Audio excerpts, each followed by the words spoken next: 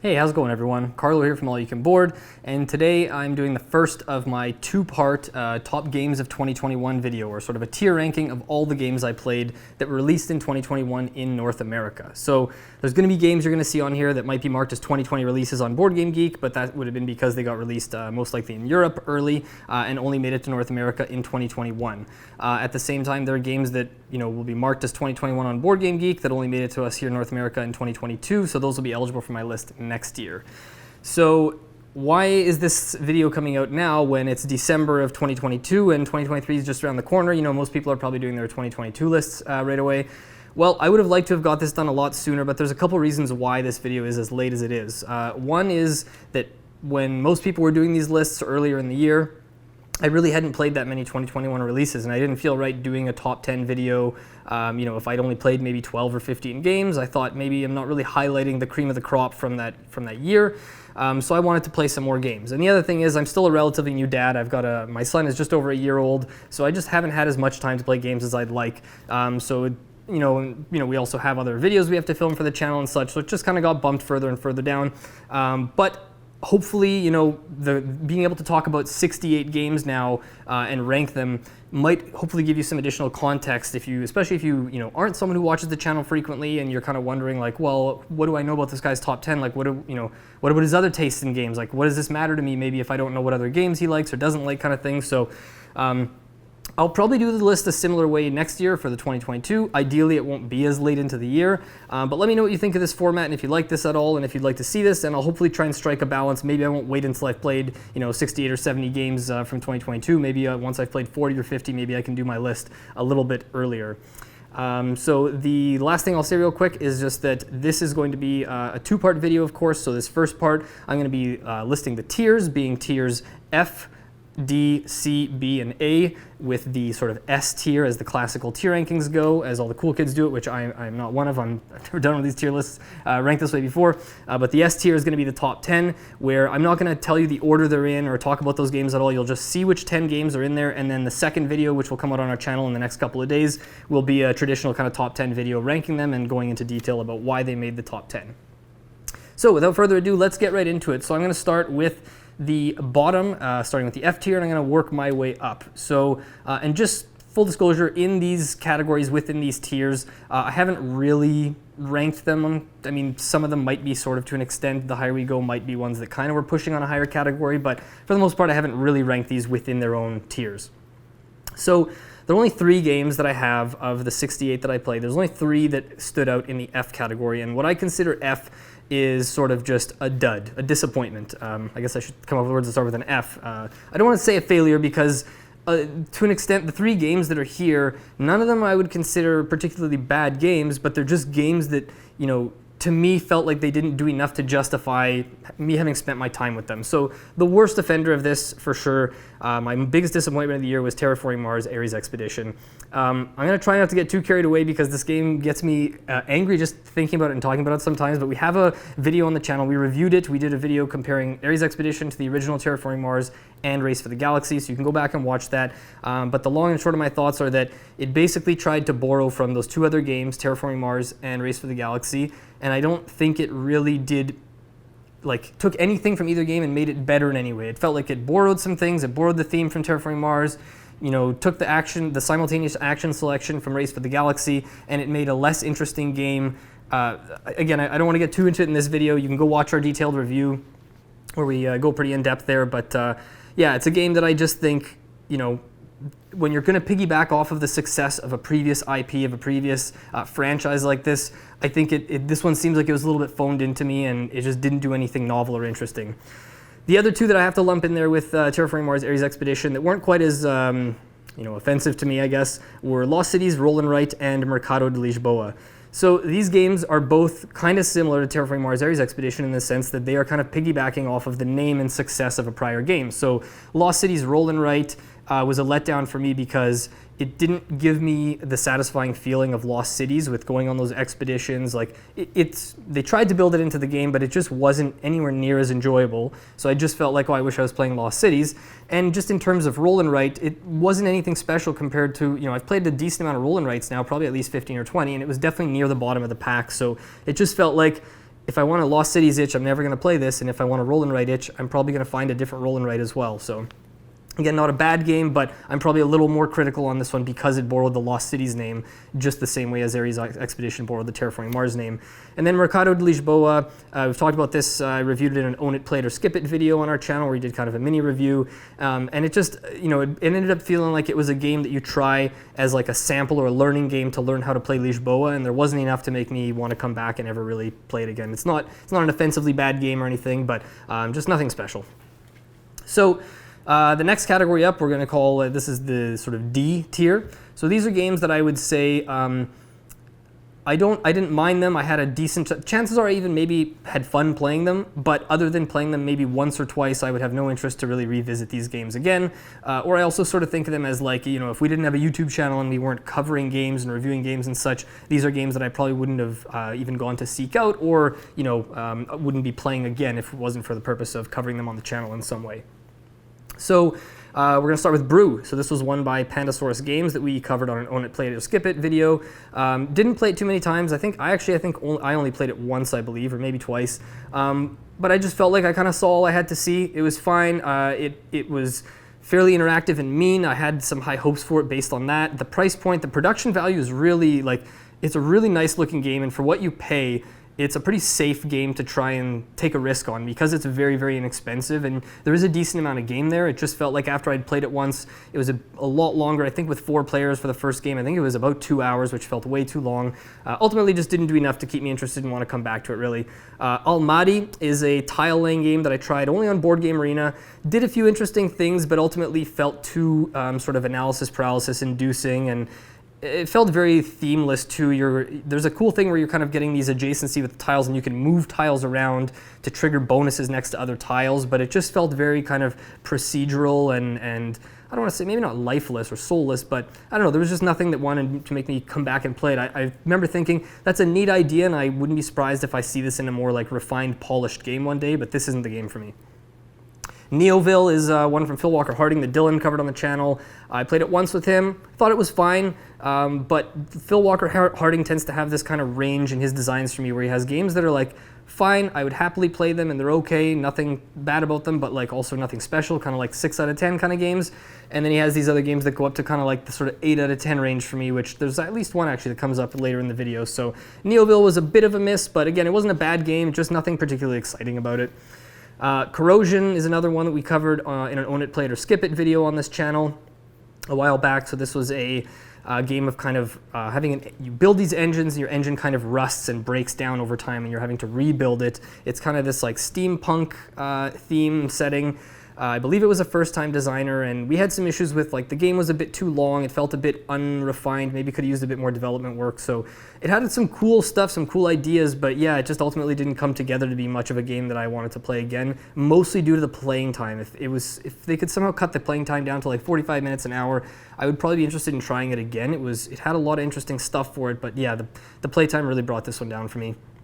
A Gentle Rain is a solo-only game that I bought. It's basically, of any game on this list, it's one of the ones it probably has the simplest rule set. It's a little fold-out sheet that has like maybe a few sentences worth of rules, and you're basically it's a little solo activity where you're flipping tiles, trying to match sides to score points. Won't say a whole lot more about it. It's fine. It's kind of, I could see it being like a break activity at work. You play it. It's a 10-minute kind of solo thing you do in silence. It's supposed to be a meditative, relaxing kind of activity, but not much game there. I played it a couple times. I might play it 1 or 2 more times, or keep it around as something to kill the time once in a while or something. But I don't see myself really going back to this. Gladius is up next. This is one that I wish I would have had a chance to try more because I've only tried it once with Dylan, and we only tried it. This was one of the first games in 2021 that we played actually, so it's been a long time as well. And we played it at only 2-player count together, which is not the ideal player count, I don't think, for this game. So I would be interested in trying this one again. Actually, this one might be a little unfair to have in this category because I know I haven't tried it in the ideal circumstances, but it just felt so random. It felt like almost everything I was doing was out of my control. It was hard to plan for anything, so it was fun. We laughed a bit, but it kind of felt like, what decisions was I making? What was I actually responsible for that happened here? So I'm sure we'll talk about it again on the channel at some point once we've had a chance to play it a bit more with more players, ideally. Next is Garinto. This was a 2 to 4 player abstract game that we actually covered. We did a preview of this on our channel in our first maybe 6 months or a year that our channel was up in 2020. It's fine. I think at the time when I had played fewer games, I was a little more interested in it, and I was into abstract games a little more, and over time I've cooled on them a little bit. And this one does some novel things that I haven't seen in other games, but overall, again, just wasn't enough to have me come back to this one. But some cool things with how the tiles move around, and you have stacks of tiles at different height in the board, and it's a common area that you're kind of fighting over. So. And the last one I'm going to put in this category is one that I just tried recently for the first time, and that is Castle Party. So this is a little roll and write, or I guess a flip and write, published by Devere Games. And it does some things I've never seen in another flip and write either, which is where you, every turn, you're playing simultaneously, kind of like in games like Welcome to or whatnot, where you flip cards and then you all decide where to draw something on your sheet kind of thing. But in this one, you're going to flip a card that's going to show kind of a polyomino shape, and then around the table, you're going to take turns playing cards to recreate that shape, and the cards are going to have different symbols matching up to different monsters that are entering this castle for this Halloween party. And then once the shape has been created to match the card, then each player at the table has to fit that shape onto their board. Anyway, it's very interactive too, because you can do stuff to specifically make it so that your opponent can't take a piece, or you know it's going to hurt them.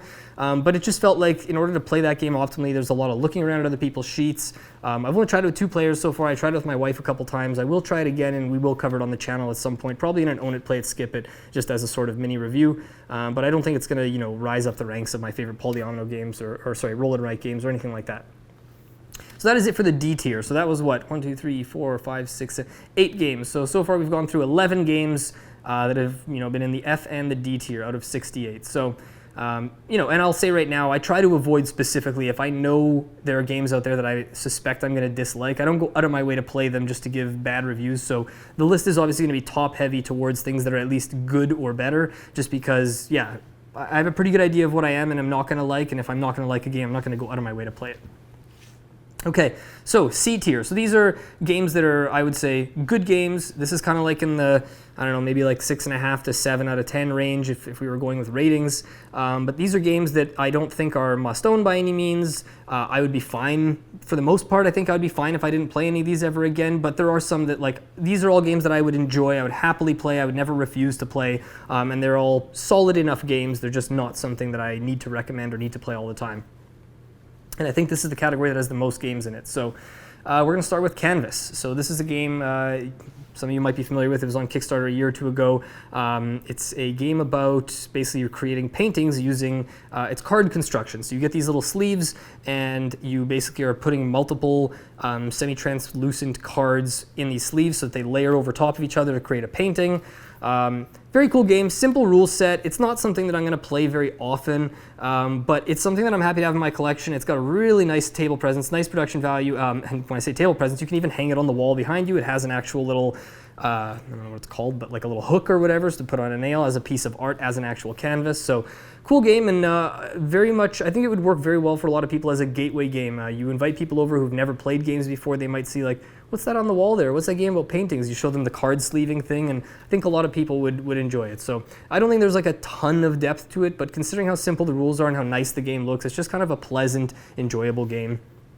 Kind of in the realm of something like Cascadia, but simpler and not as good. Seven Wonders Architects. This is one that if I had done this video about 2 months ago, Seven Wonders Architects I would have been ragging on that game in the F tier with the Terraforming Mars Ares Expedition so hard. But I went and gave it a few more plays, and ultimately it's still not something that I think is like a really good game. I think it's fine, but the first few times I played it, the reason why I didn't like it is like I didn't even fully understand what I was doing. Even though the rules were simple, I kind of thought like, is there more to the game? Am I missing something? And I was kind of playing just picking random options. On your turn, you're basically picking a card from one of 2 stacks, and I didn't really know what I was doing, and I won. And then I played again, and I kind of still didn't feel like I knew what I was doing, and I won again, and that was so unsatisfying to feel like I was just playing a game, making random choices.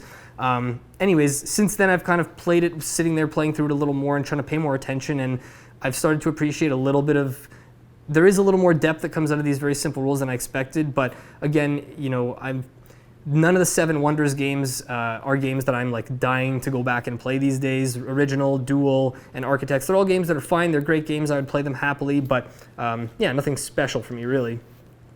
Jekyll vs. Hyde is a 2-player only trick-taking game. This one is very interesting. I don't play a lot of trick-taking games, especially 2-player. I think the only ones I've played have been Fox in the Forest and Fox in the Forest Duet. So this is one where you're basically, I can never remember, I always mix up Jekyll and Hyde, but one of you start off with, it's basically a tug of war. There's a track and you're trying to stay, one of you is playing, try to keep this token in the middle of the track, and the other one is trying to push you to one end or the other based on how you're winning or losing tricks. Really interesting game. I'm not very good at it. I think I lost almost every time I played, but I kept wanting to come back to try and figure out what was going on. Considering I'm not really into 2-player trick-taking games all that often, and this one was asymmetric, I'm really impressed with how it was designed, and I think for people who do like trick-taking games, you should definitely check this one out. It's free to play on Board Game Arena. Next is Luna Capital. This is a tile laying game. We will cover it on the channel at some point. Dylan and I have a copy together. I've only tried this solo so far, and it's a decent little spatial puzzle. It has things that remind me a little bit of Arboretum. There's things that remind me of some other games. It kind of has this nice arc where you're getting more and more stuff throughout the game, but ultimately it is a game where you're getting a bunch of tiles down that score in different ways, and by surrounding tiles or having a certain number of these tiles. So there's a lot of common DNA with other games. So I don't think it's going to be a standout game for me, but once we get a chance to play it a few more times and with other player counts, we'll definitely cover it in some type of review fashion on the channel. Okay, next is Biblios, Quill, and Parchment. You know what? I'm going to talk about Biblios, Quill, and Parchment and Mining Colony together at the same time, because these are both games that came out at the same time, both designed by Steve Finn from Steve Finn Games, and we covered these both on the channel in little mini reviews as well, and Own It, Played, or Skip It videos. So I won't say a whole lot more about these that hasn't already been said on the channel. I think they're both games that they both surprised me. I think the first time I played them, I remember thinking with both of them, like, I wasn't expecting to like this as much as I did. And then over time, I played them a couple more times, and I don't think either one is going to be ever like a favorite game or something I'm dying to revisit, but they're solid games, and if you like these kind of small box games, if you liked Biblios, and you like roll and writes a lot, this might be a good alternative for you. So they're definitely worth checking out both of these games and playing them. Living Forest is up next. So this just won the, I believe the Kennerspiel des Jahres for the Gamers Game of the Year or whatever it was. Or maybe it was nominated for, maybe it was nominated, didn't win. I can't remember, but the first few times I tried this out, I liked it a lot more, and then the last couple times I cooled on it a bit. I think it has, I can see why it's been nominated for these types of awards and why a lot of people have enjoyed playing it, but I think I kind of, once you play 4, 5, 6 times, 7 times, whatnot, you kind of see all there is to see, I think, and then at that point, I felt like the interesting decisions that were left to be made in the game were all made the first few times I played it, and beyond that, I kind of felt like I didn't have much reason to go revisit it. But the fact that I enjoyed it for that many plays is still, it is still a good game. Next up, we've got Rocket Men. This is one that Dylan used to have, and I think he culled his copy. He reviewed it on the channel as well a while back, and this is a deck building game by Martin Wallace. We liked a lot of what it was doing. It had some cool concepts. The theme was very well integrated because you're launching rockets into space, and of course, when you're doing something like that, nothing is guaranteed. Nothing is an exact science, so there's this element of trying to launch your rocket, but drawing cards from a deck, and you might fail and have to restart and lose your progress. So it was really punishing, and the games, as a result, would grind to a halt. So we liked exploring it, but it just felt like a bit unpolished, a bit underdeveloped, and ultimately, yeah, that end game dragging on is just kind of what killed it for us and made us not want to really come back to it, but I would maybe play it again someday in the future. And it's definitely worth, if you like deck building a lot or you want to see a thematic side to a deck builder or something different in a deck builder that you haven't seen, there's definitely some cool stuff in there. Next, we've got Subastral. So this is a 2 to 5, I believe, player card game, and it's designed by the same design team that did Stellar, which is one of our, I would say maybe not all-time favorite, but like a really solid 2-player game that we enjoy quite a bit. Subastral took some similar ideas from Stellar and made it, Stellar is 2-player only, Subastral goes up to 5 players. It doesn't play necessarily in the same way, but it's got a similar thinkiness with the way you try and time your scoring and which cards you're collecting at what time kind of thing. I think that I definitely still prefer Stellar, but Subastral is cool, and the fact that it goes from 2 to 5 gives it a little more flexibility, a little more range there. Cubitos, I only played this once with Dylan, and Push Your Luck racing game. We've talked before on the channel when we did our We Disagree on the Quacks of Quedlinburg video. I mentioned I do like Cubitos a little more than Quacks. I mean, there's other games I like more than either one. But yeah, fun little game. I only played it once. I'd like to try it again some other time. Maybe played a couple more times. It's not something I'm ever going to go seek out to buy for my own collection, but it's a fun game. Oath, Chronicles of Empire and Exile. So this is one that I would normally have a lot to say, but we did a very in-depth review called Oath. I think we called it something like the most interesting game we've played. I think that still holds true for the both of us. It's just there were a lot of, I don't even know if I can call them flaws with the game, because I know that I wouldn't say they're inherent design flaws, but they're things that I just don't like in games or in this game, and I normally don't like games that have king making and that sort of thing, but man, what a unique, special game, and it's still, of the games in this category, it's for sure going to be the most memorable one for me, I think forever. It's just that there are too many things about it that hold me back from wanting to go revisit it and play it regularly, and to go play it casually, there's also a barrier to relearn the rules and everything, so I don't even know if I'll ever play Oath again, but fascinating game. Yeah, go watch our review if you want to know more about it. Next is Overboss, a boss monster adventure.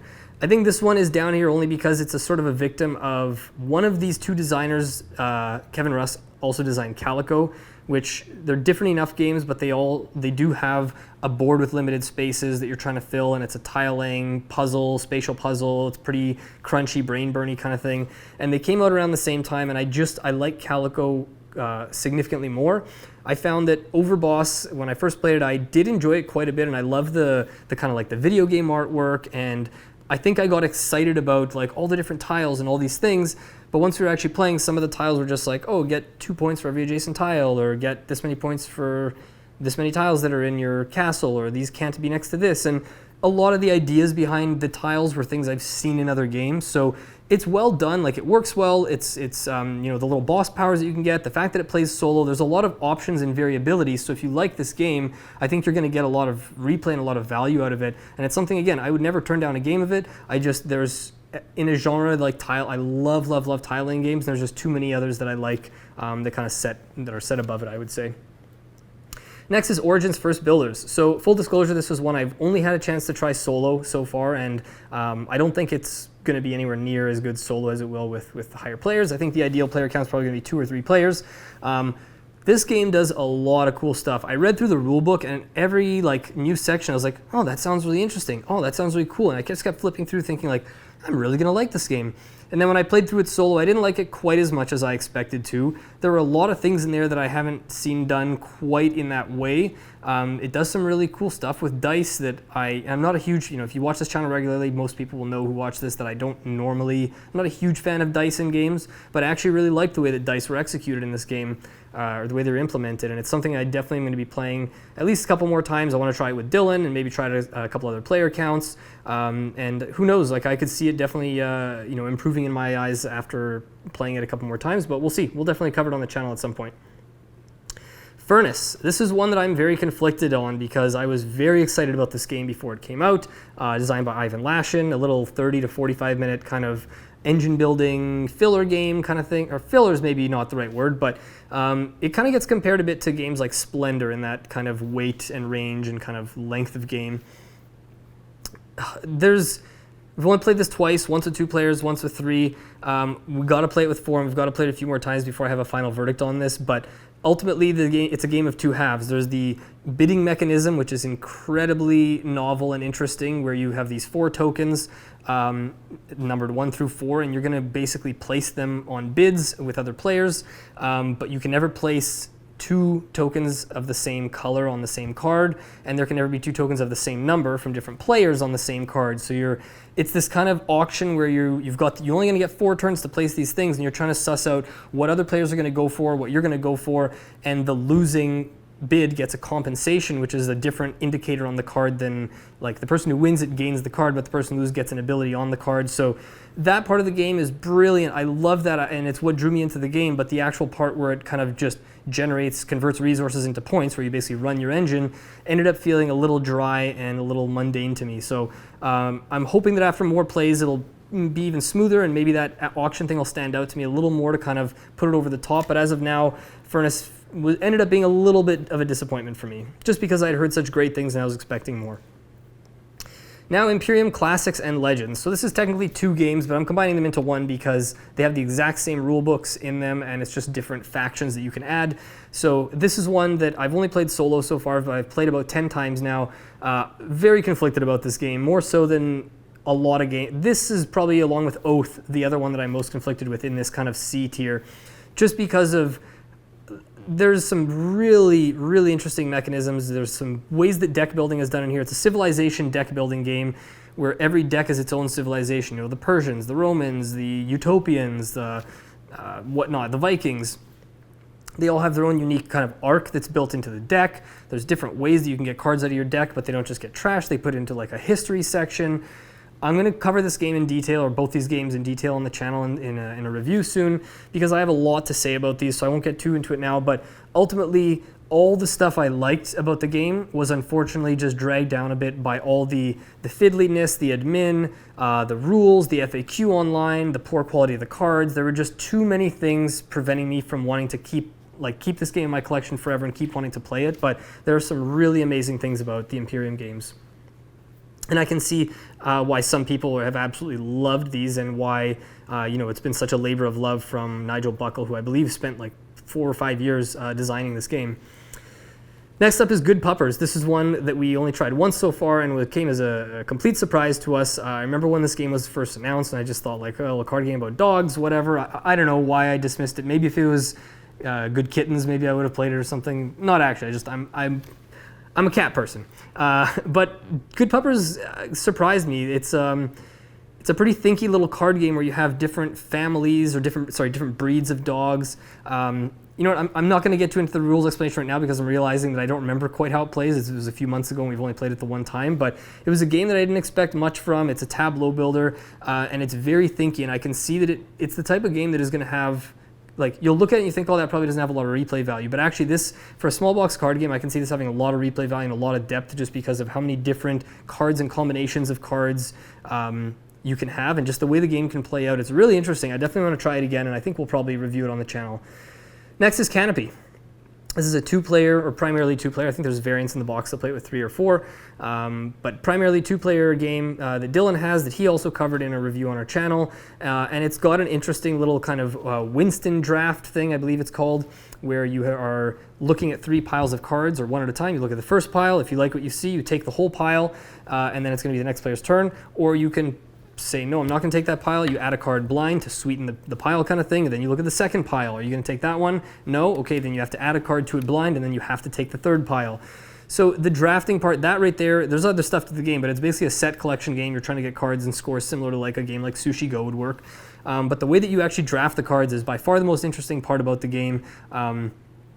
There's other stuff too, with the way you actually collect your canopies and your trunks for scoring your trees and stuff, but very cool game, one that I recommend everyone at least try out. I don't think it's going to climb into my like top 2-player games of all time or anything like that, but very good game, and one that I would definitely want to play at least a couple more times. Okay, we've got Nanga Parbat next. This is a 2-player only game, and this was released at the same time as the other couple Steve Finn games I mentioned just a few minutes ago, Mining Colony and Biblios Quill and Parchment.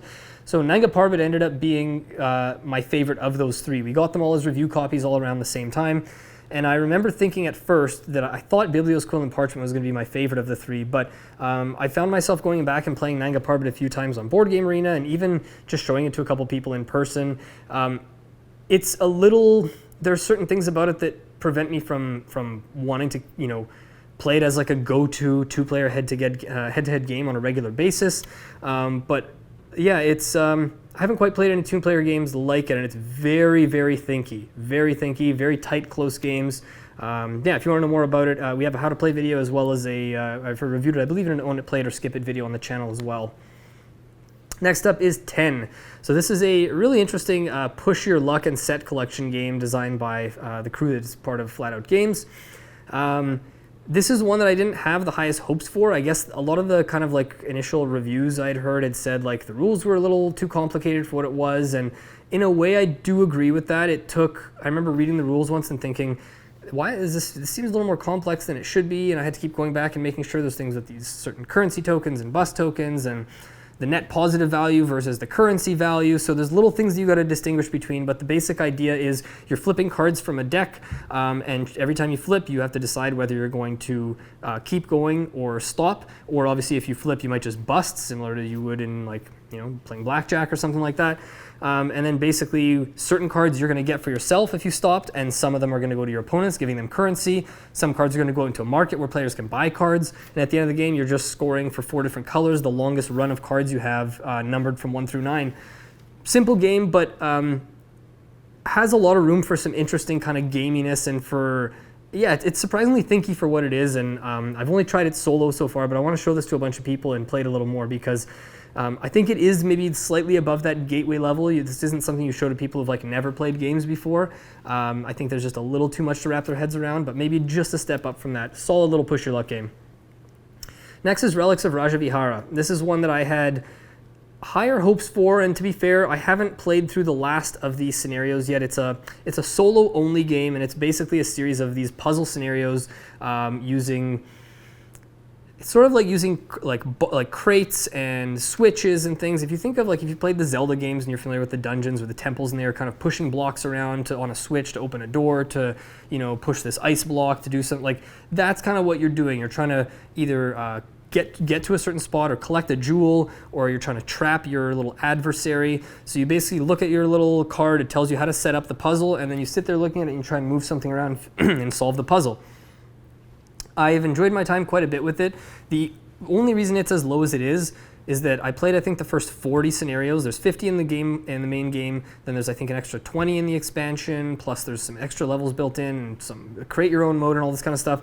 I think it took me, out of the 40 levels I played, it took me until I was at level 30-something to feel really like I got stuck on a puzzle. So I think there were just way too many of them at the start that were too easy, and felt like it was too many tutorial levels, and it took so long that I eventually put it back on the shelf and didn't even get back to it for a while. It's been months now since I've played it, and I know those hardest levels are still waiting there for me. So could be one that once I play, it could blow my mind at how puzzly these last levels are, and maybe my opinion goes up even a little more. But either way, fascinating concept for a game, and it's it's kind of a risky thing to make a solo only game that is something that you probably only play through once. Once I play through this, I'm probably going to lend it to Dylan, lend it to some other friends. Maybe I'll keep it for one day when my son wants to play it when he's older.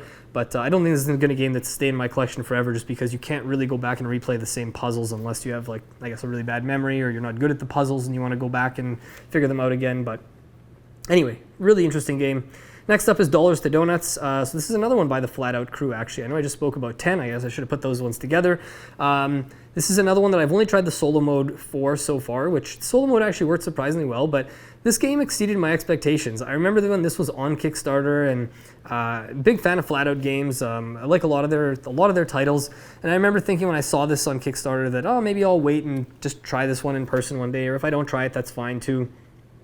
And I actually got it as a gift from Dylan, and it was really surprising how good this game is, and I don't know why I'm surprised. I guess maybe I saw the box cover and thought a game about donuts, how interesting can it be? But I should know better by now, not to judge game by their cover or their theme or anything like that, because it has that usual kind of flat out level of polish that they're known for in their games like Cascadia and Point Salad and Verdant, which just came out recently. So tile laying game where you can lay tiles off the edges of your mat, and you're trying to connect. There's all these little donut halves, and you're trying to line them up to connect your donut halves to get these donut tokens for points, and you're trying to fulfill customer orders. It's not that complicated or anything, but it is surprisingly thinky, and they always find these ways Flat Out where they give you really, really simple rules, but then they introduce these 2 or 3 little rules that just kind of give you a lot of room to play with what seems like an initially simple system. And it's kind of genius, because it's what makes these games so accessible as gateway games, but also makes them great for more seasoned gamers who might be playing with someone who isn't as experienced. So yeah, great game, and we'll definitely cover Dollars to Donuts on the channel once we've played it a bit more. Sumatra, I'm not going to say a ton about because Dylan covered this on the channel, and I've only played it once, but it's a Reiner Knizia game.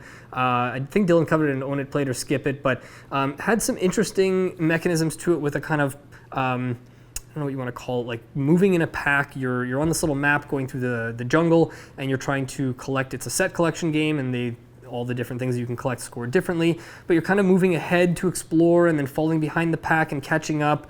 The rules were a little more complicated than they, I think, needed to be. For what ultimately was a relatively simple game to play, it always felt harder to teach. Anyways, worth a play. It's still a good, solid game. I don't think I would ever turn down a game if someone wanted to play it, but not something I'll be seeking out to play again myself. Next is the Whatnot cabinet. This is one that I have covered in an Own It, Play It, or Skip It video as well. This was one of my most played games of the year because it was one of my wife's favorite games of the year. So we played it a lot as a 2-player game. Little set collection tile laying game by Steve Finn. Really nice artwork and components, like just a really, really nice, relaxing. I put it in that same category as games like Canvas and Cascadia. It's a little puzzle where you've got your own kind of board you're working on. No one can really mess with you too much other than getting ahead of you in drafting options, taking the tiles you want off the board kind of thing. But you're basically got a cabinet that's a 3x4 and you're trying to organize objects that you collect either by color in one direction or by object type in another direction. There's other little scoring cards that come up that switch it up a little bit. And then basically what makes it the most interesting, I think, is the way that you're picking the action you take that turn. Kind of has the king domino effect where the better thing you take, the later you're going to be in turn order the next round. So I might take the best action, but next round I'm going to go last, and I might be stuck in last now for the rest of the game because I went there. But as soon as you go first, you might take the first option. It's not very good, but you're going to get first pick the next round. Very interesting little game. Sorry, maybe not very interesting.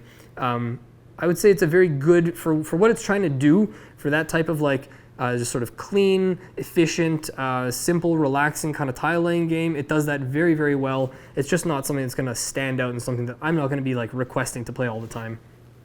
And the last game in this C tier is Clever Cubed. So this is, of course, the third in the Clever Roll and Write series. This one I've only played once so far. So it could be that once I've played this, it could go higher up for me. I liked it quite a bit. It was definitely more thinky than Doppelt So Clever, which was the second in the series, which was my previous favorite of the Clever Roll and Writes. But yeah, now they've already got the fourth one out. I don't remember if it's Clever Hawk Dre or Clever... I don't even remember what it's called. But yeah, there's a fourth one out now, so maybe I'll play that in 2022 as well. Okay, now onto the B tier. So these are games that I would consider all of these to be great games. I would rate these, just to give you sort of an idea, these would probably be kind of in the 7 to 7.5 range. I don't think any of these I would quite rate up to an 8. I think all these would be below an 8 for me. But whether it's 7, 7.5, somewhere in that range is kind of hard to say.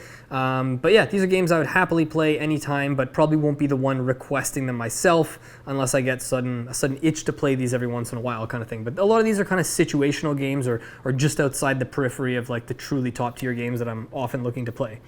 So we'll start with Stella Dixit Universe. This is one that I only tried on Board Game Arena so far. Played it quite a few times on there, and I've had a lot of fun playing with friends on there. But it's definitely one that's going to be much better in person because it's a social game.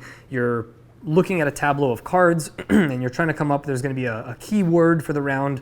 It's going to be usually something kind of open to interpretation or something kind of nebulous like creativity or wonder or something like that, and you're supposed to look at all these bizarre paintings and you're supposed to mark on your sheet which of these ones coincide or correspond to that word, which of these cards could that word actually apply to. And if you match up with more than one other player, you get 1 point, but if you match up with only one other player, you get 2 or 3 points. It's called a super spark. It's like you made a special connection that only you and that other person made that the other players didn't. So it's a very interesting game because it makes you try to take these risks and think of things in a way that maybe only one person would, and you kind of have to take these risks where, yeah, you could pick an easier option where you know everyone's going to agree with you, but it's not going to get you as many points. And the order that you pick these things in determines how the round plays out and when you get eliminated. So it's surprisingly gamery for that type of game. So far, even though I've played Dixit in person a bunch and I enjoyed it quite a bit, even though I've only played Stella Dixit online, I think I'm going to end up liking that more than Dixit, but I do have to try it in person. But it's one that I think a lot of people overlooked. I haven't heard a lot of people talk about it, but you should definitely check this game out. And if we can get a physical copy on our hands, we'll cover it on the channel at some point. Next is The Hunger. So I just tried this a few days ago actually for the first time, only with 2 players so far. I think it's probably going to be best with 3 or 4, but this is a 2 to 6 player deck building game by Richard Garfield, the designer of Magic the Gathering. And it's basically, you start off in the castle as a vampire, and you have to leave the castle, go through the mountains and the forest and the plains and whatnot, and you have to run all the way back to this labyrinth to grab a rose, which is basically the opposite end of the board, and then you have to make it all the way back to the castle, or at least the cemetery, with your rose before the game ends. Otherwise, you basically die, you get burned up by the sun. The game has a timer of 15 rounds, so every player knows at the start that they're going to get 15 turns. You know that you have to get a rose and get back to the castle. hassle to even have a shot at winning. If nobody makes it back or people make it back with no rows, no one would win the game. So it's interesting the way that they have that kind of win condition, and if multiple players make it back, then it actually comes down to points and you score your points. But again, if you don't have that rows or you didn't make it far enough back, it doesn't matter how many points in your deck, but you're basically roaming the land hunting humans. But when you hunt humans and you add these human cards to your deck, they weigh you down. Think of buying the province cards and duchies and whatnot in Dominion. Yes, they give you points, but you only buy them at the end of the game because otherwise when you draw them, they're not doing anything for you. There's a similar thing here, but some of the humans actually do something for you, and you have limited turns to actually hunt and get them. So if you wait too long, you might not get enough, but if you start hunting too early, it slows you down and you can't actually get around the board. So some cool stuff. I don't know if it's going to be something that I love and end up wanting to play all the time, but I'm very eager to play this a few more times at different player accounts and show this to some other people. Next is Witchstone. This was honestly really just fun game, like a game of chaining actions together, a very combo-tastic kind of thing. It feels very much like those clever roll and writes where, ooh, I check this off, oh, and that unlocks this thing, which gets me one of these, oh, and then I get one of these. Dylan covered this in an Own It, Play It, or Skip It. We've played it, I think, 2 or 3 times together now. He's played it more than I have. I like it quite a bit. It's not one of my favorite Reiner Knizia games, and again, it wasn't really in contention for my top 10 of the year or anything like that. But it's a game that I wouldn't want to play all the time. I think the more players you add, there can be a decent amount of downtime, and there isn't a ton of player interaction for how long the game is. But it's just so satisfying trying to chain together these combos, and even when you watch someone else have a really good turn, sometimes you're like, oh, that was pretty good, and it's kind of just satisfying it's just a fun game to play. It's not very mean or anything, but yeah, it's never going to climb into kind of like my top tier games, but really fun game, Witchstone. Next is Equinox. This is another one by Reiner Knizia, but this is actually kind of a re-implementation, and I'm going to talk more about re-implementations and second editions and stuff at the end of the video. I'll explain more about that. But basically, Equinox is sort of a remake of a game called, what was it, Battle Coliseum or Colossal Arena? I think it's Colossal Arena, that he released many years ago. And this one has updated new artwork, and there's some new creatures in the game. I don't even know quite how to explain this game quickly, so I won't really try very hard. But the idea is that it's kind of a bidding game where you make secret bids, and there's a tournament of creatures, and every round one creature gets eliminated until you get down to the last 3 creatures, and then players are going to score points at the end based on which of those creatures animals are left, based on which ones those players bid on. So this is one of those games where the rules they shouldn't be that hard, but it was one of those games where I couldn't wrap my head around it the first time we played it. In person, we have a copy, we played it as a 3-player game. I think that's probably going to be the best count.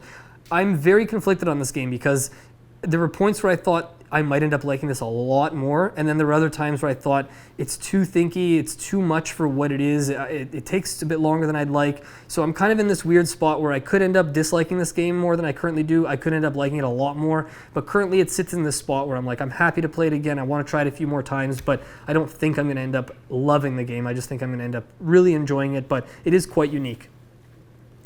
Next is Sleeping Gods. This is another very conflicting one for me because the things that I do and don't like about this game are quite far apart.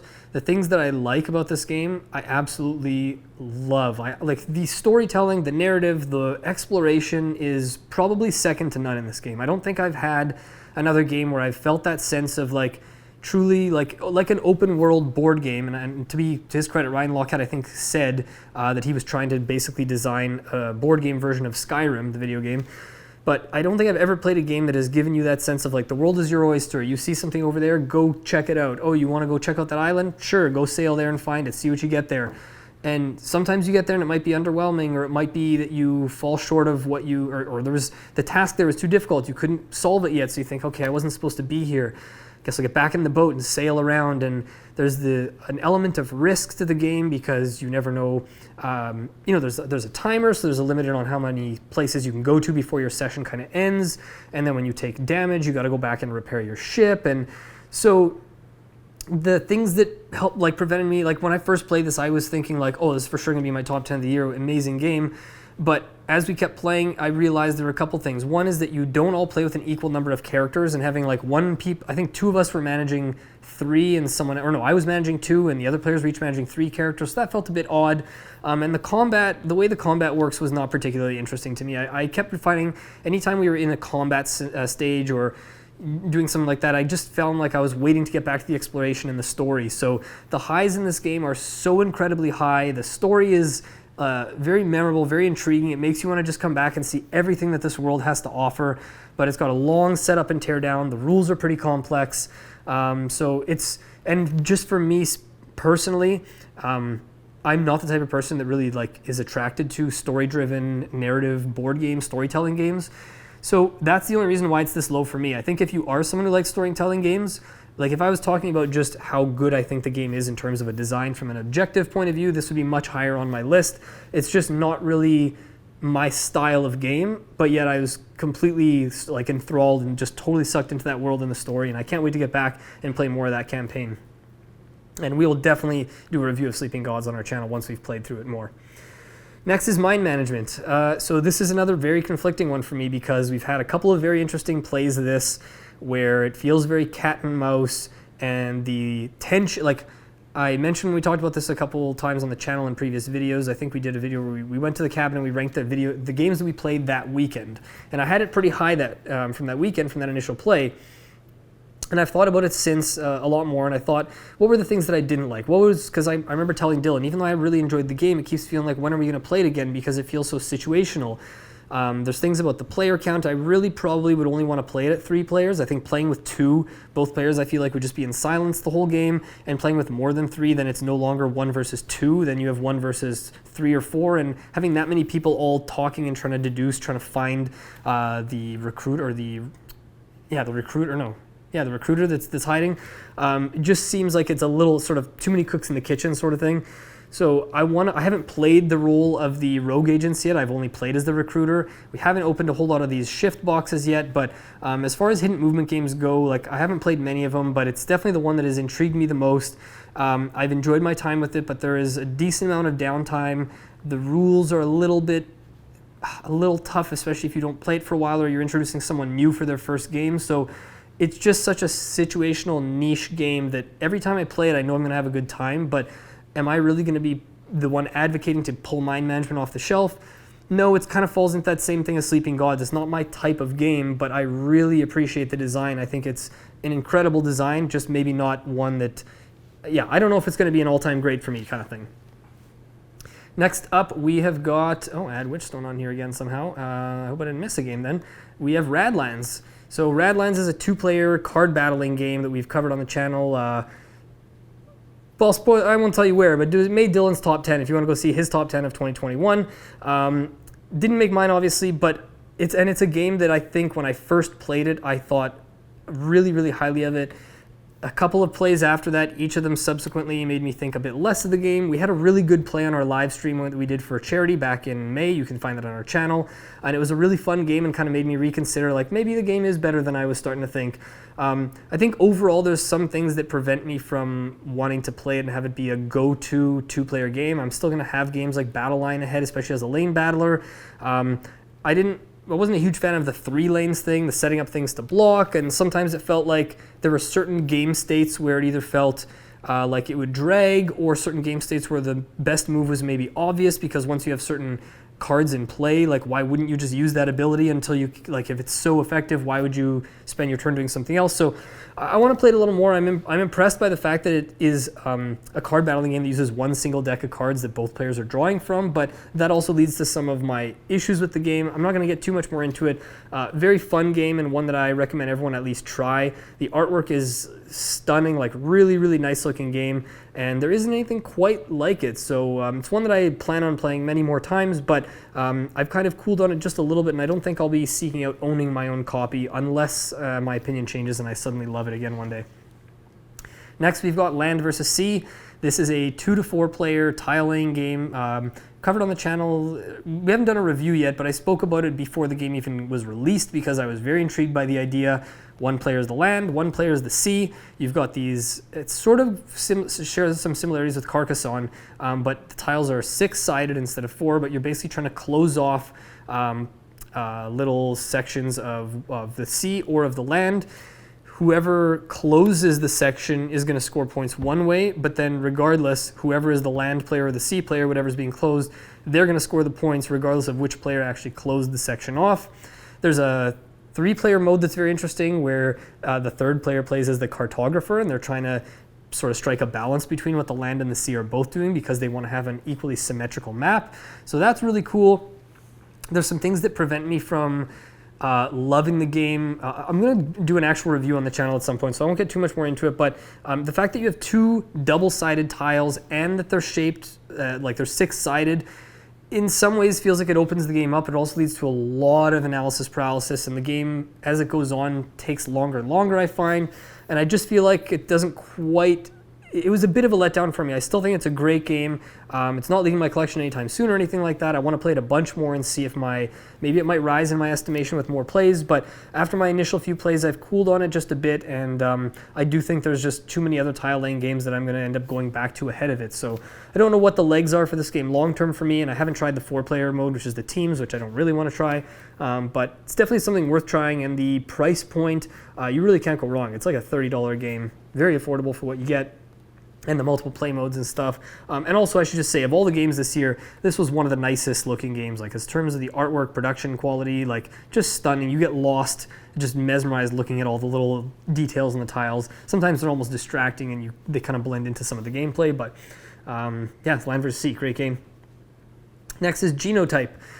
So this is one that I've talked about once or twice on the channel. I've only played solo so far and didn't really enjoy playing against the solo bot, like the what is it, the Automa, the bot, and so I think I'll enjoy this game a lot more playing it with 2 or 3 players, but still I think even though I didn't play it with 2 or 3 players yet, I kind of have an idea that I don't think it's going to end up being in something that would have cracked my top 10. It's not like an absolutely incredible game or anything like that, but it is sort of, it's very thematic. It's a very scientific game about this sort of pea plant genetics and stuff, so it's a really nice looking game to look at, very satisfying, and of any game in that Genius line, I think this is probably the most thinky, the most kind of gamery one as far as what I've heard. I've played only a couple of the other ones, but yeah, Genotype's great, one that I'll be playing a few more times at least, and we'll review on the channel at some point.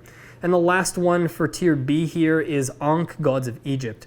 I am quite conflicted about this game because I keep hearing that it plays best at 2 players apparently, and that's normally not the count where I'm looking to play a big box, you know, hour and a half to 2 hour game with miniatures that has a long setup and is area majority. Like, I don't really tend to play those with 2 players. If I'm playing a 2-player game, chances are we're going to play something short and snappy that has a lot of that back and forth, like something like Battle Line or whatnot. Or maybe I'm going to play some other big box game that maybe isn't one of these area control ones for 2 players. I've only played it so far as a 4-player game, and it was...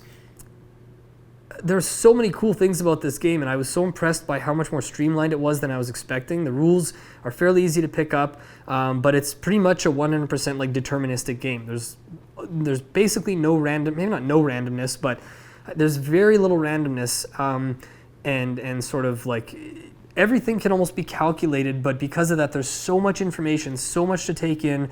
I think that with 4 players, especially if anyone's new to the game, it's probably going to run too long. I'm not sure how I felt about this merge mechanic yet. We've only played through it once. The merge felt very underwhelming and disappointing in that one game, but I'm hoping it pans out a little better in the next games I try. But the reason why this isn't higher is just these types of games just aren't normally my style. But I can tell from the one play I've had that I do enjoy it quite a bit more than Rising Sun already. I've not yet tried Blood Rage, so I can't compare those. So this isn't going to be one that I'm, inviting people over to play like once a month or anything. I'll probably keep it in my collection for a while and see, is it going to be worth keeping around for just a 2-player or maybe even 3 I hear is really good. I don't know if I'm going to want to keep this as a 4 or 5-player game unless I can really cut down the playing time the next time I play it. So we'll see how that goes. But that is it for Tier B. All right, now on to the tier A games. So this is anything that I would probably rate. Some of these, not necessarily all 8 and above. Maybe some of them might be in that kind of 7.5, 8 range. But these are games that at one point or another, I probably had these all up for consideration to make my top 10, and they all missed out. I believe there are 8 games in this tier here. So let's get right into it with Llama Land. So this was probably the closest to slipping into the tier below.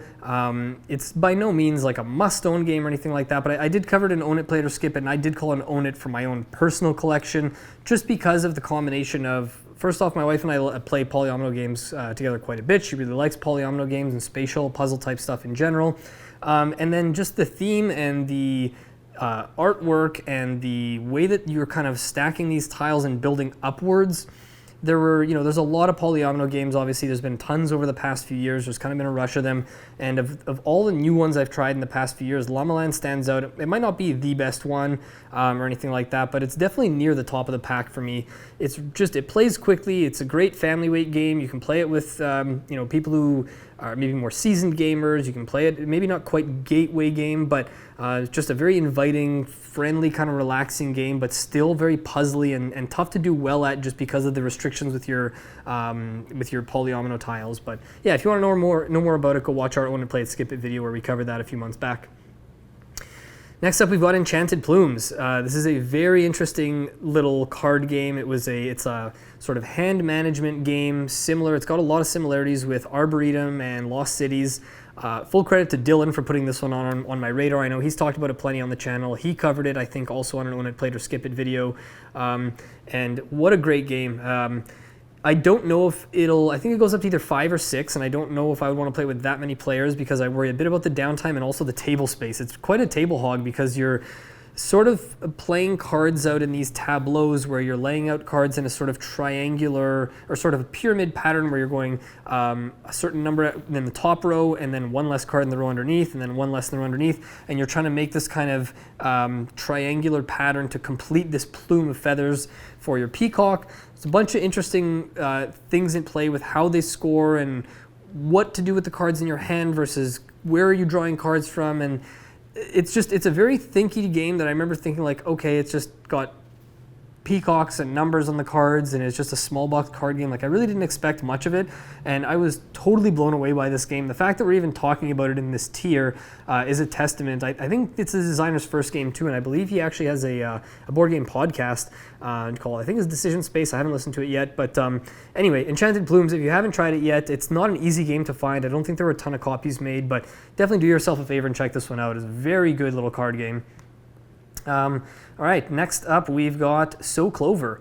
So this is a party game that you might have heard. A lot of people have been talking about this one this year. It's kind of the next Just One style party game where you're trying to basically give clues to the other players at the table, but it does it in this kind of 4-leaf clover thing where you're trying to write these common words to link other words together, and then you're mixing up cards and passing them around, and then cooperatively, while one person sits there and watches the other players are trying to piece together these cards on this board to try and figure out what they were thinking. Very, very fun little game. I don't think it's gonna exceed something like Just One for me. I did briefly consider having it higher and potentially into the top 10, but the fact that I don't think it plays above, 4 or 6? I can't remember now. I think it goes up to 6, but I don't know if I would want to play it with that many because there's a lot of like talking cooperatively to try and solve a puzzle kind of thing. So there's a couple things that prevent it from being, a top tier party game, but I will never turn down a game of this. Very, very fun. And if you haven't checked it out and you like these kind of clue word type of games, like, I highly recommend you check out So Clover. Next up, we've got Imperial Steam. This is one that I've only played once, and I've only played it with 2 players, which probably is not the ideal player count, but it was still very good. The setup for this game is a beast. The theme is kind of dry. You're building tracks in Austria in like the 1800s or something like that. I can't even remember when it's set. 1800, that doesn't make sense. I don't remember actually. Whatever, it doesn't matter. But you are basically building railways, you're running an operations company, you're transporting goods or passengers. It's basically an economic game where at the end of the game, the player with the most money wins. Very interesting kind of like loan system where you can take loans to get an influx of cash at the start of the game to kind of get going, because you don't get a lot of money in this game, and you really are scraping by to get anything done. It's a very tight game, very like you're really like trying to look for scraps anywhere you can to piece together things to kind of get an action done and have these somewhat little productive turns every once in a while.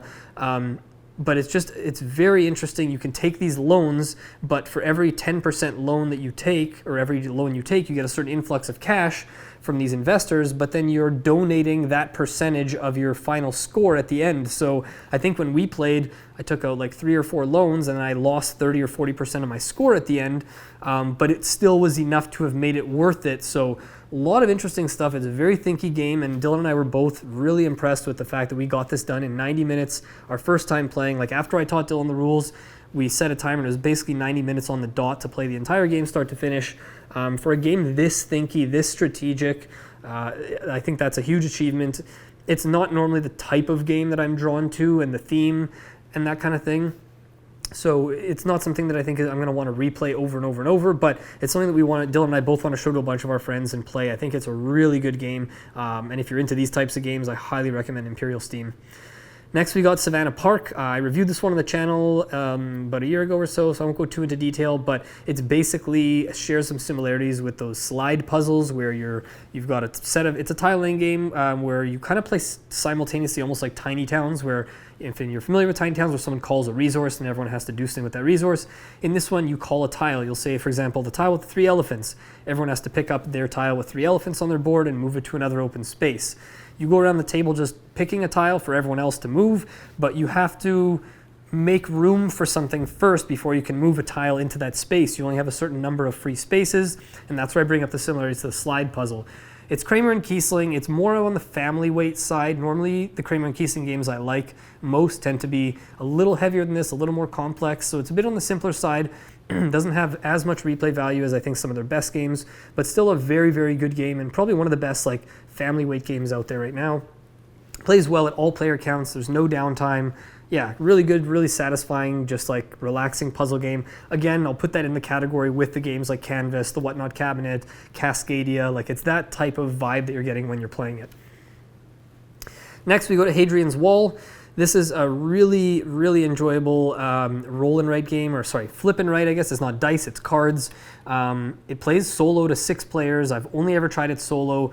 I would be open to playing it with 2 players maybe. I don't want to play with any more players than that. There's just, the turns are too long. It's head down. You have 2 giant sheets of paper, and you're basically playing through 6 rounds of trying to defend your Hadrian's Wall from like an ongoing siege of attacks. There's different tracks that you can go down and get, gladiators, and you can bribe people to get rid of, what's the negative thing that you get in this game? It's not distress, it's not duress. I'm blanking on the word right now. Disdain, for losing battles, and you can bribe guys to get rid of your disdain, and you can, you can kind of build a bit of an engine where you're unlocking spots that generate more. There's different types of like workers that you get throughout the game, and you can get spots crossed off that generate more workers and more resources. So it has a very engine building feel, and similar to some of the other roll and writes I've spoken about in this video, that kind of like cross one thing off, oh, it gets me one of these, oh, and that gets me one of these, oh, and that gets me one of these from the supply, which then lets me do this, so it's very combo-tastic, very satisfying to play. It was initially when I played it, I thought this is going to be for sure my top 5 of the year. And I've cooled on it a bit after about 6 or 7 plays, only because the randomness sometimes can be very punishing, especially for how long the game is. And I just think that it usually goes a bit over an hour, which is a bit long for sitting down like with a sort of pen paper activity kind of thing. I still like it a lot, and it'll stay in my collection. I want to try the campaign mode suggested by the designer that's on Board Game Geek apparently. But yeah, Hadrian's Wall is a great game, and if you like flip and writes, roll and writes, and if you're looking for something heavy, this is the heaviest one that I've played. There are heavier ones out there like Twilight Inscription, which is new, but Hadrian's Wall is like, it's a step up above Three Sisters, for example, if you've played that, or Fleet the Dice game. Next up, we've got Rift Force. This is a 2-player lane battling card game, kind of in the vein of something like Radlands, which I spoke of earlier, kind of like battle line and Schottentotten and that sort of thing.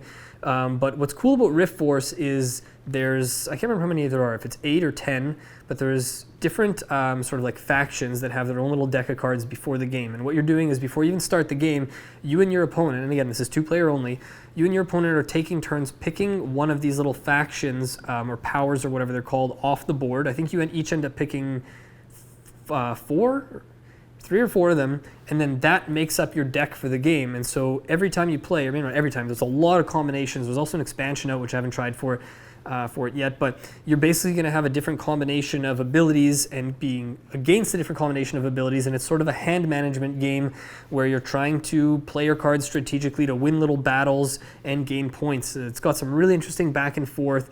It feels like a game that you know, if I had either more time on my hands or if I focused on playing it more, I could see that that's probably a game that has a lot of depth that I haven't yet uncovered. And I hear the expansion just really blows things wide open with like the drafting getting more interesting and just more variety in what kind of abilities you're seeing throughout the game. So we highly recommend this one. Dylan covered it in an Own It, Play It, or Skip It on our channel a while ago. Very, very good game. And I think it's it's coming to Board Game Arena. So definitely check it out there if you haven't yet.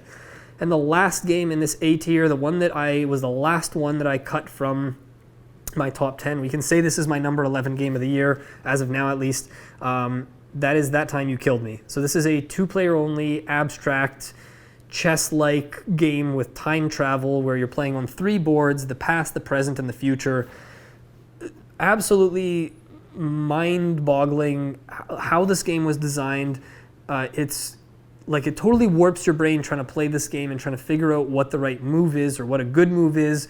Or sometimes you'll be sitting there looking for a minute or two and you realize like, oh, I can do this and this and I didn't even see that. And there's these brilliant plays where okay, so the game starts with a basic mode and then there's sort of a scenario thing where it ramps up and they introduce the basic set of rules and then they say, okay, now turn to this section and add this thing in, add this thing in.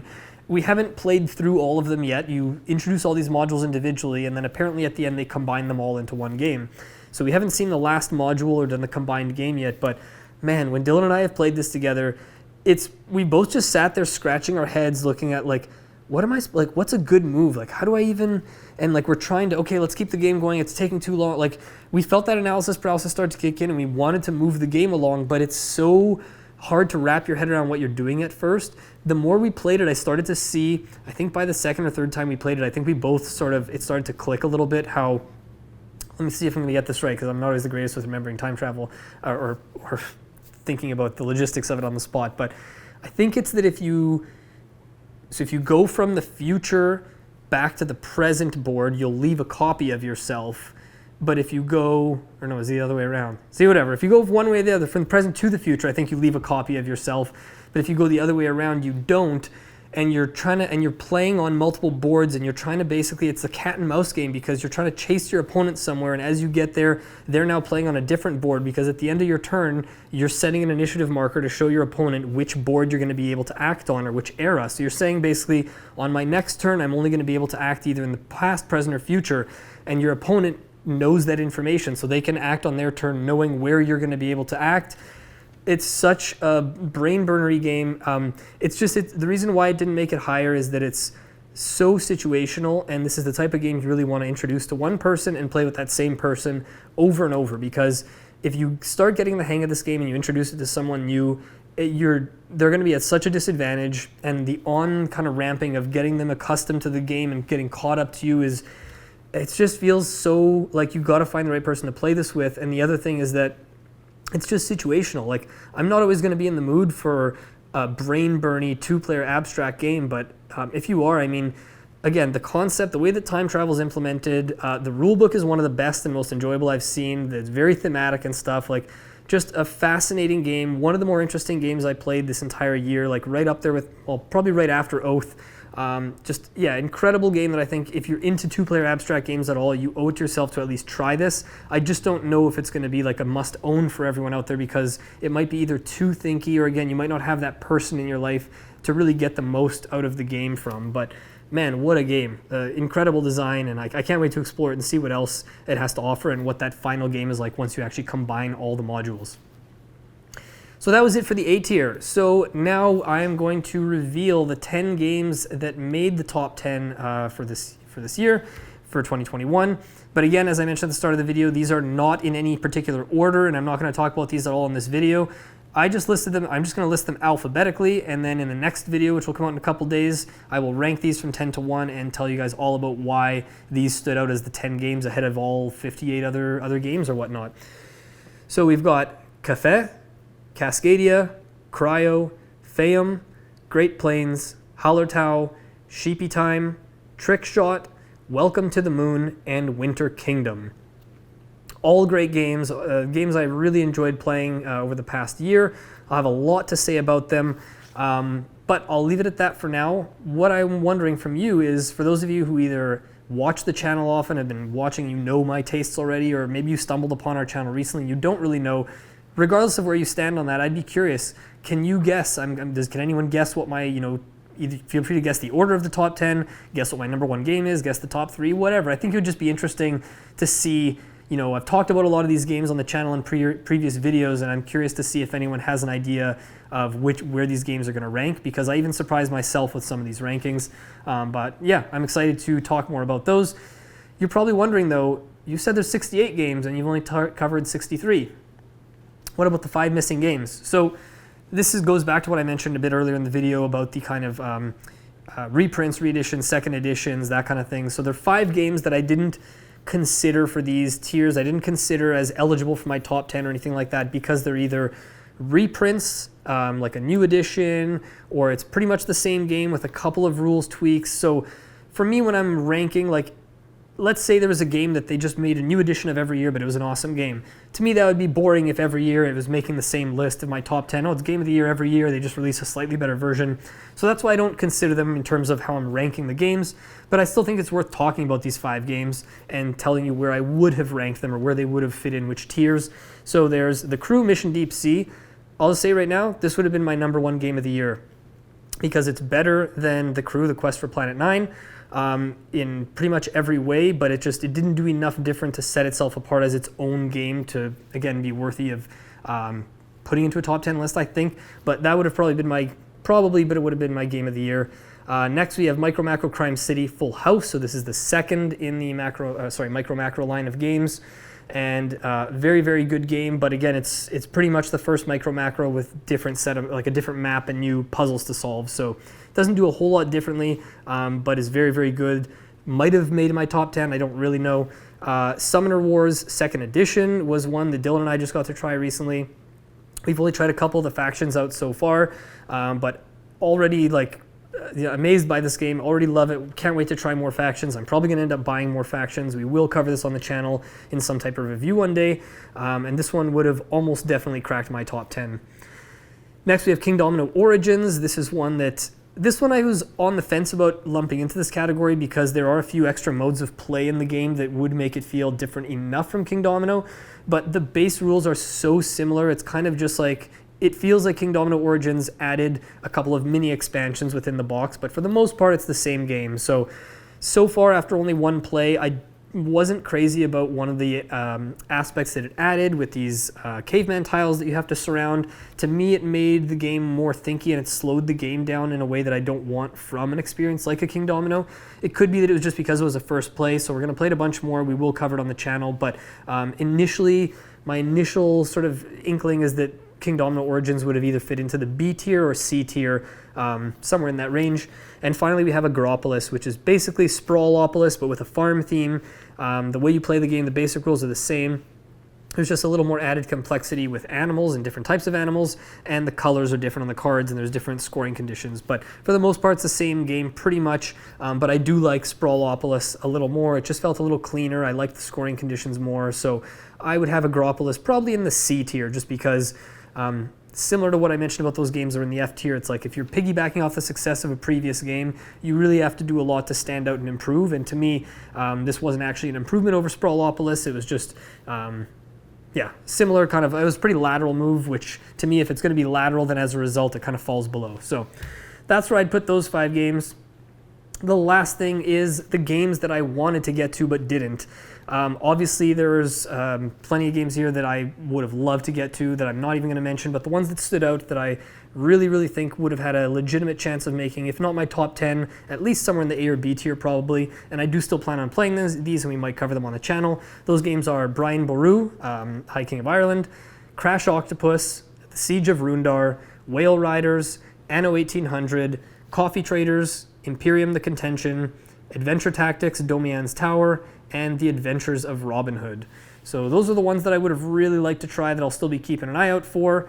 But otherwise, that is it for the video. So I'm curious, I know this is a pretty long one, but I hope you find some value in this. These are the types of videos we really are open to feedback. We're asking you, please don't hold back. Like, if you liked some aspects of this, but you thought there's something I could do better next year when I do this video again, or if you don't want to see a tier list video again, or you want to see more tier lists done for other things, like, let us know what you thought of this. And just in general for my 2022 list, I'd like to ask you now, because now that you know the way I like to do these, and I'm going to play as many, I'm going to stubbornly wait until I've played as many of those 2022 releases as I can before I do my 2022 list. I don't want to wait until December of next. I don't want to wait a full year to do my 2022 list. So I'm going to try and strike that balance. But what do you guys want to see? Like, would you rather see the list come up earlier, even if there's a lot fewer games? Or would you rather be patient and get a bigger sampling of games in a tier list with a top 10, but it'll come out maybe sometime between, I don't know, March and June or something like that, realistically? Just because I think I've only played about 15 games so far from 2022, and that is nowhere near enough for me to want to do a list yet. So it's going to be a while for me still. But anyway, this video has been long enough, so thank you so much for watching and being patient through me clearly losing my voice here. And I'll be filming the top 10 right away, so check back within a couple days, and yeah, we'll go over the top 10 games of 2021 in order. Thanks so much for watching, and we'll see you next time.